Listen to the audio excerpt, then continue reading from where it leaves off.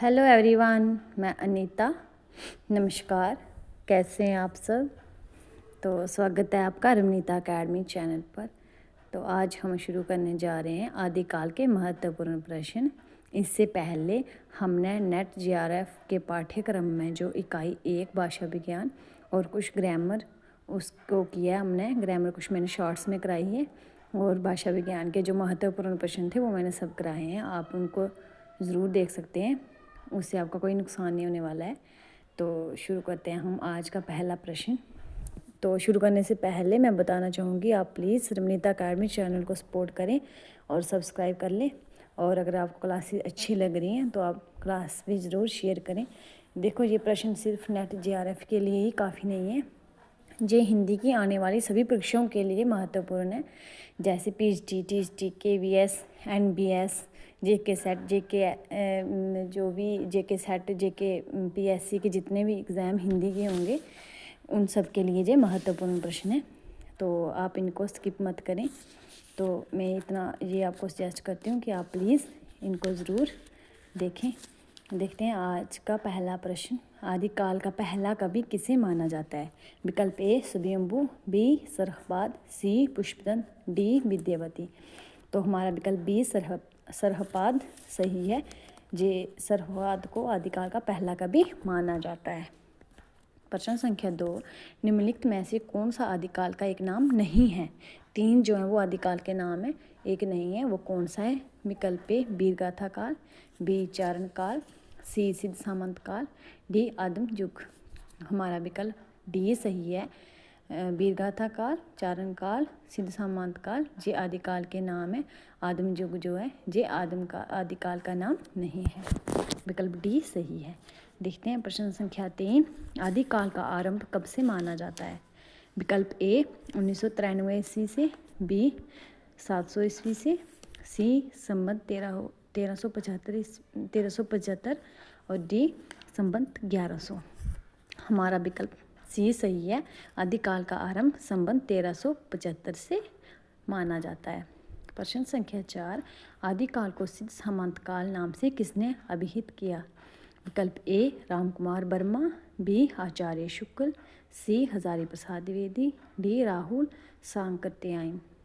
हमारा विकल्प डी सही है। आदिकाल को सिद्ध सामंत काल राहुल सांकृत्यायन ने कहा है। प्रश्न संख्या 5, आदिकाल में कितने प्रकार की रचनाएं देखने को मिलती हैं? विकल्प ए 4, बी 3, सी 2, डी 5। कितनी मिलती हैं? विकल्प बी आदिकाल में 3 प्रकार की रचनाएं देखने को मिलती हैं। आगे प्रश्न संख्या 6, रायसू से रासो की उत्पत्ति किसने मानी है? विकल्प ए गासा तासी, बी काशी प्रसाद जायसवाल, सी चंद्रवली पांडे, डी माता प्रसाद गुप्त। किसने मानी है रायसू से रासो की उत्पत्ति? गासादा तासी। किसने? गासादा तासी। प्रश्न संख्या 7, आचार्य शुक्ल ने रासो की उत्पत्ति किससे मानी है? विकल्प ए रासक, बी रास, सी रहस्य, डी रसायन। हमारा विकल्प डी सही है। आचार्य शुक्ल ने रासों की उत्पत्ति रसायन शब्द से मानी है। प्रश्न संख्या 8, इनमें से कौन सा वीर काव्य नहीं है? विकल्प ए बिसलदेव रासो, बी हमीर रासो, सी परमार रासो, डी पृथ्वीराज रासो। तो कौन सा यहाँ पर वीर काव्य नहीं है? विकल्प डी पृथ्वीराज रासो वीर काव्य नहीं है। आगे देखते हैं प्रश्न संख्या 9, सिद्ध कितने माने गए हैं? विकल्प बी कितने माने? 84। बिसलदेव रासो के रचनाकार कौन है? विकल्प ए जैनक, बी चंद, सी नरपति नाला, बी डी धनपाल। तो कौन है बिसलदेव रासो के रचनाकार? विकल्प सी नरपति नाला। प्रश्न संख्या 10, देसिल वायना सब्जन मीठा किसने कहा है? विकल्प ए विद्यापति, विकल्प बी रसखान, विकल्प सी सूरदास, विकल्प डी नंददास। तो किसने कहा है? विकल्प ए विद्यापति ने। आगे प्रश्न, नाथ कितने माने जाते हैं? विकल्प ए 11, बी 9, सी 7 और डी 5। तो कितने माने जाते हैं? विकल्प बी 9 नाथ माने जाते हैं। आगे प्रश्न, बातेश्वर बाहुबली रास किसकी रचना है? विकल्प ए जिनधर्म सूरी, विकल्प बी कुमार पाल, विकल्प सी हेमचंद्र, विकल्प डी शालिभद्र सूरी। तो बातेश्वर बाहुबली रास किसकी रचना है? विकल्प डी शालिभद्र सूरी की। आगे प्रश्न, हिंदी की पहली प्रकाशित रचना का नाम है? विकल्प ए पृथ्वीराज रासो, बी कुमार रासो, सी श्रावकाचार, डी पदावली। तो कौन सी है हिंदी की पहली प्रकाशित रचना? विकल्प सी श्रावकाचार हिंदी की पहली प्रकाशित रचना मानी गई है। अब देखते हैं आगे प्रश्न, निम्नलिखित में से विद्यावती ने किसकी रचना की है? विकल्प ए विद्यावती ने किसकी रचना नहीं की है? विकल्प ए कीर्तिलता, बी दानवाक्यावली, सी शिव सर्वसबसार और डी बसंत विलास। तो इसमें विद्यावती की कौन सी रचना नहीं है? विकल्प डी बसंत विलास। आगे प्रश्न, नासिक केतोपाख्यान के रचनाकार कौन है? विकल्प ए लल्लूलाल, बी सदल मिश्र, सी इंशाल्लाह खां, डी सदा सुखलाल। तो कौन है नासिक केतोपाख्यान के रचनाकार? विकल्प बी सदल मिश्र। आगे प्रश्न, निम्नलिखित में से कौन सा सही सुमेलित नहीं है? तो इसमें हमें क्या दिए, लेखक दिए, उनकी रचनाएं दी हैं, बताना है इसमें कौन सा सही सुमेलित नहीं है। 3 जो हैं वो सुमेलित हैं, 1 असुमेलित है। देखते हैं, धनपाल की रचना का नाम इन्होंने दिया है विभिषित कहा, बी सबियम्बु की रचना का नाम दिया है पोमचरू, सी कोहल की रचना का नाम दिया है लीला वही कहा, डी देवसेन की रचना का नाम दिया है बाहुर दोहा। तो यहाँ पर विकल्प डी जो है वो असुमेलित है। देवसेन की रचना हमने पहले पढ़ा क्या है, श्रावकाचार। और भी बढ़िया देवसेन की रचनाएं, लेकिन बाहुर दोहा जो है वो देवसेन की रचना नहीं है। आगे प्रश्न, हम्मी रासो नाम से कितनी रचनाएं प्राप्त हैं? हम्मी रासो नाम से कितनी है? विकल्प बी 3 रचनाएं हम्मी रासो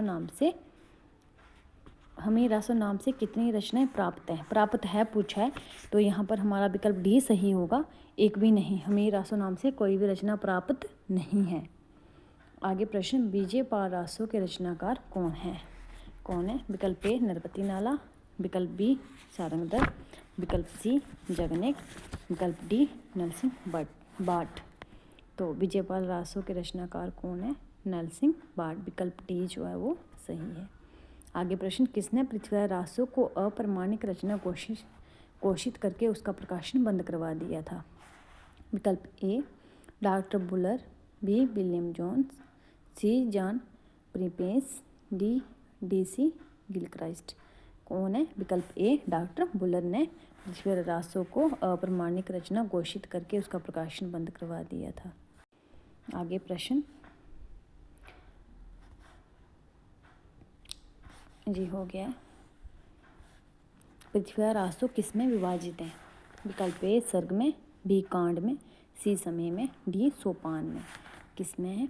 वो है विकल्प सी समय में पृथ्वीराज रासो विभाजित है। आगे देखते हैं प्रश्न संख्या, सिद्धों की रचनाएं किस नाम से प्रकाशित हैं? विकल्प ए संध्या भाषा, बी बोधगानो दोहा, सी आदिम काव्य संग्रह, डी गीति काव्य। तो सिद्धों की रचना किस नाम से प्रकाशित हैं? बोधगानो दोहा नाम से प्रकाशित हैं। आगे प्रश्न, सिद्ध पंथ का उदय किससे हुआ है? विकल्प ए बौद्ध धर्म के विकृत रूप से, हिंदू धर्म के विकृत रूप से, सी जैन धर्म के विकृत रूप से, डी आदिवासी धर्म के विकृत रूप से। तो विकल्प ए सही है, बौद्ध धर्म के विकृत रूप से सिद्ध पंथ का उदय हुआ है। आगे प्रश्न, नाथ पंथ की मूल चेतना किस पर आधारित है? विकल्प ए हिंदू दर्शन पर, बी शैव दर्शन पर, सी बौद्ध दर्शन पर, डी जैन दर्शन पर। तो यहाँ पर हमारा विकल्प बी सही है, नाथ पंथ की मूल चेतना शैव दर्शन पर आधारित है। आगे प्रश्न, संध्या भाषा का क्या अर्थ है? विकल्प ए अस्पष्ट भाषा है, बी कठिन भाषा है, सी समझ आने वाली भाषा है, डी कुछ स्पष्ट तथा कुछ अस्पष्ट भाषा है। तो संध्या भाषा का अर्थ है कुछ स्पष्ट तथा कुछ अस्पष्ट भाषा। विकल्प डी सही है। प्रश्न आगे, पृथ्वीराज विजय के रचनाकार कौन है? विकल्प ए जैनिक, विकल्प बी जगनिक, विकल्प सी चंद, विकल्प डी वृंद। तो हमारा विकल्प जो है विकल्प ए सही है, पृथ्वीराज विजय के रचनाकार जैनिक हैं। आगे प्रश्न, इतिहास की दृष्टि से कौन सा ग्रंथ सबसे अधिक विवादास्पद रहा है? विकल्प ए हमेरासो, बी कायम रासो, सी पृथ्वीराज रासो, डी हुमायूं रासो। तो कौन से रहा है सबसे विवाद वाला ग्रंथ? हमारा विकल्प यहाँ पर आएगा विकल्प सी, पृथ्वीराज रासो इतिहास की दृष्टि से सबसे अधिक विवादास्पद रहा है। किसने कालक्रम सिद्धांत का पालन अपने इतिहास ग्रंथ में नहीं किया है? विकल्प ए ग्रियर्सन, विकल्प बी शिव सिंह सेंगर, विकल्प सी मिश्रबंधु, विकल्प डी आचार्य शुक्ल। तो यहाँ पर हमारा विकल्प होगा, यहाँ पर विकल्प बी सही है, शिव सिंह सेंगर ने कालक्रम सिद्धांत का पालन अपने इतिहास ग्रंथ में नहीं किया है।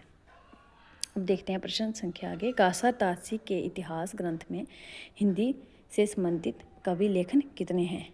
विकल्प ए 80, बी 85, सी 75, डी 72। तो कितने? विकल्प डी 72। आगे देखते हैं प्रश्न, निम्नलिखित में से कौन सी विशेषता शिव सिंह सेंगर के इतिहास की नहीं है? तो देखते हैं विशेषताएं। इसमें तिथि निर्धारण में किंवदंती तथा अनुमानों से काम लिया गया है। आगे क्या है?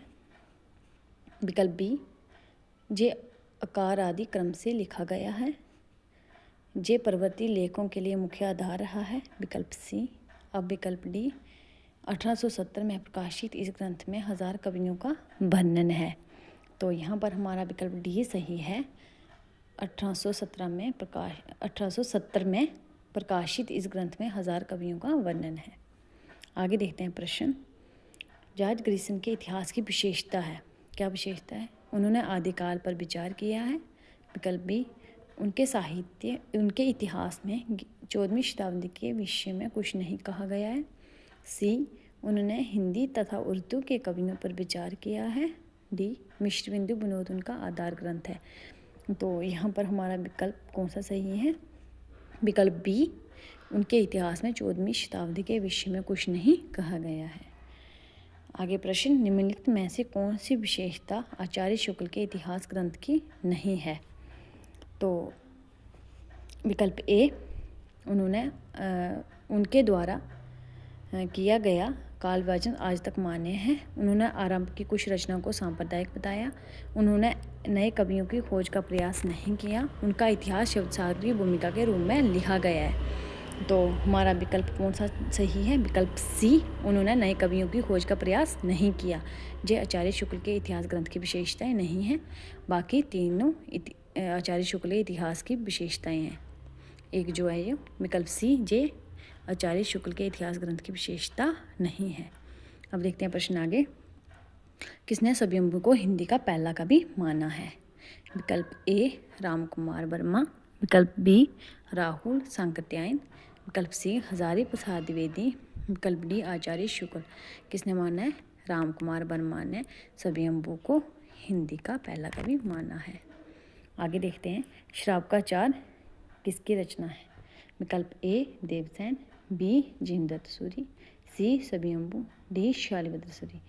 तो हमारा विकल्प कौन सा सही है? विकल्प ए देवसेन की रचना का नाम शराब का अचार है।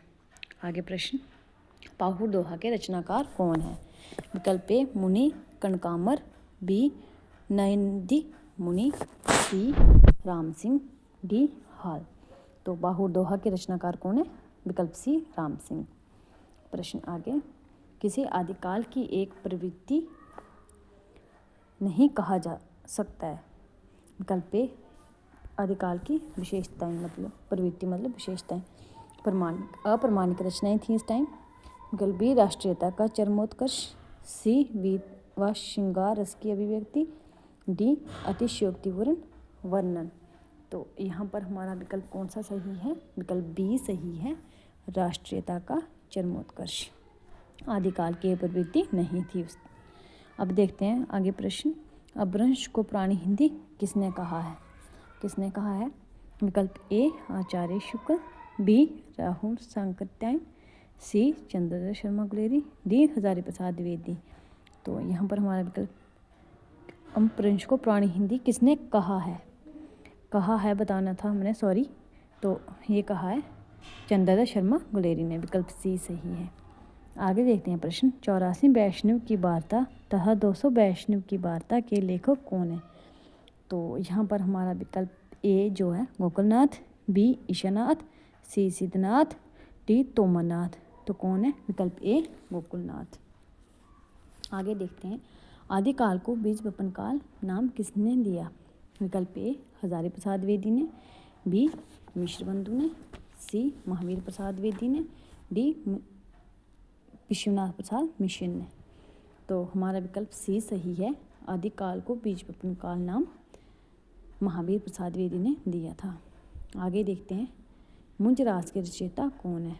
विकल्प ए मुंज, बी जिनदत्त, सी शालिभद्र सूरी, डी इनमें से कोई नहीं।